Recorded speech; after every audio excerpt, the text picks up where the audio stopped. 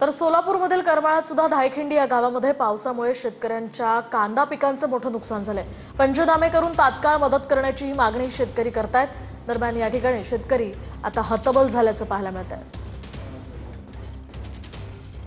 आपण पाहतोय की करमाळा तालुक्यामध्ये 2 दिवसाच्या पावसानंतर जे आहे ते शेतकऱ्यांचं मोठं नुकसान झालं आहे। TV9 मराठी ही सध्या शेतकऱ्यांच्या बांधावर आली आहे। आपण पाहू शकतो की या ठिकाणी जे आहेत शेतकऱ्यांचे वेगवेगळे पिकांचे नुकसान झाले।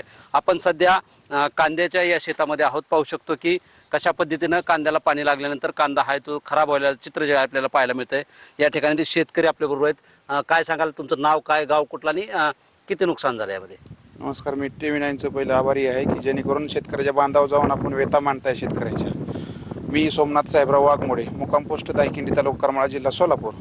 अक्षरशः एवढे बिकट अवस्था झालेली शेतकऱ्याची की कसं तरी ही एक तर सुरुवातीला पाऊस नव्हता, त्यानंतर कसा तरी पाऊस आला, वर्ण निसर्गाने एवढे बेकार अवस्था झालेली आहे की हा कांदा बघा, साधारण हा काढा आलेला कांदा आहे, हा 3 महिन्याचा कांदा आहे। अक्षरशः ही सोडून द्यायची पिकाची अवस्था झालेली आहे। काय करणार शेतकरी हा? नक्कीच आपण या ठिकाणी पाहतोय की या शेतकऱ्याचं जे आहे ते जवळपास 2 ते 2.5 लाख रुपयाचा कांद्याचं नुकसान जे आहे ते या पावसामुळे झालं असून या जे आहे त्या पिकाचं पंचनामे करून जे शेतकऱ्याला जास्तीत जास्त भरपाई मिळावी अशी मागणी या शेतकऱ्याकडून केली जाते आहे। शीतल कुमार मोठे, TV9 मराठी, करमाळा, सोलापूर।